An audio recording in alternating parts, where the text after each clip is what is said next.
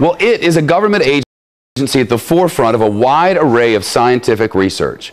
But according to a government report, at least one senior official at the National Science Foundation has been spending as much as 20% of his working hours researching pornography.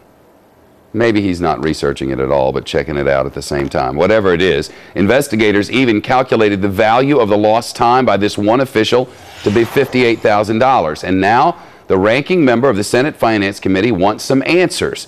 Iowa Republican Senator Chuck Grassley is requesting documents as to how much time and how much money may have been spent surfing the web for porn. The reason, because people at the National Science Foundation are paid with taxpayer dollars. And that agency is set to receive about $3 billion in money from President Obama's stimulus bill. With us now on Capitol Hill, Senator Chuck Grassley. Senator, good to see you.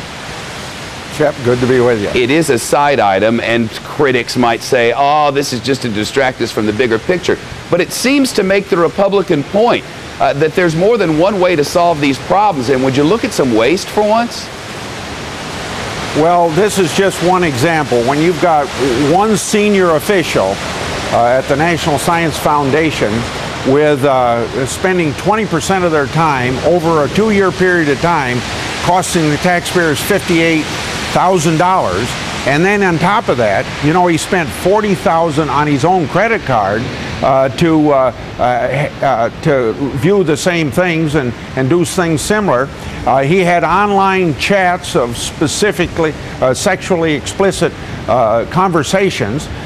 You wonder who's watching the shop there. You know, you do that in corporate America, Senator. I know for a fact you do that sort of thing in corporate America, and they'll toss you right out on your ear. It's very much disallowed. Well, this guy's gone now. I don't know whether he quit or was fired.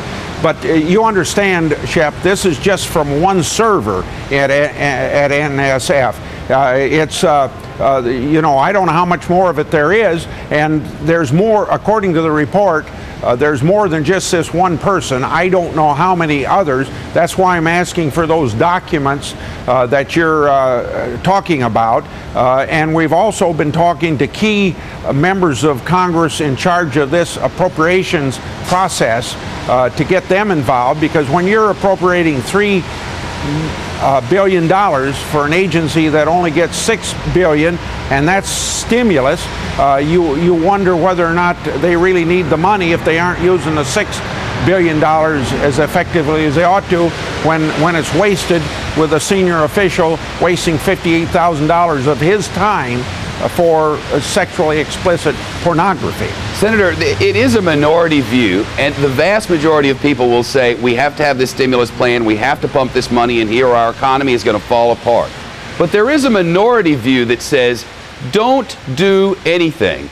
It all got messed up because everything was fake. We were borrowing money, and so much of the economy wasn't real. Are you one who would suggest that at this point in time, we should just stay the course and not spend these hundreds of billions of dollars?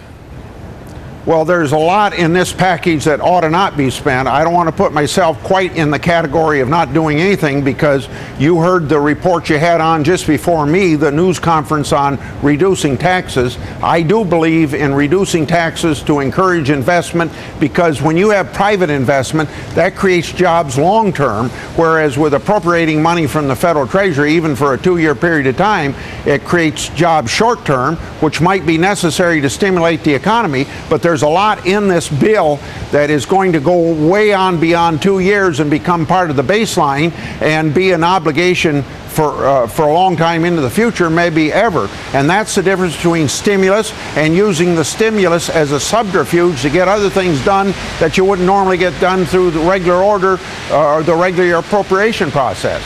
Senator, we'll be watching the porn controversy along with you. Thank you. Good luck with that. And, you know, the thinking behind the Republicans' point here is this. If you give them a bunch of money, they'll go spend the money.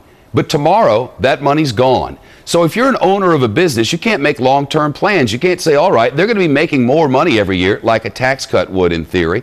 So as a result, we can't go be buying new equipment and hiring new employees. This is a one-time shot. The Republicans' point here is if you cut taxes more and give people more of their own money back, Long term, the economy will be better off. Two different ways of thinking of things, and we'll be exploring them throughout the hour.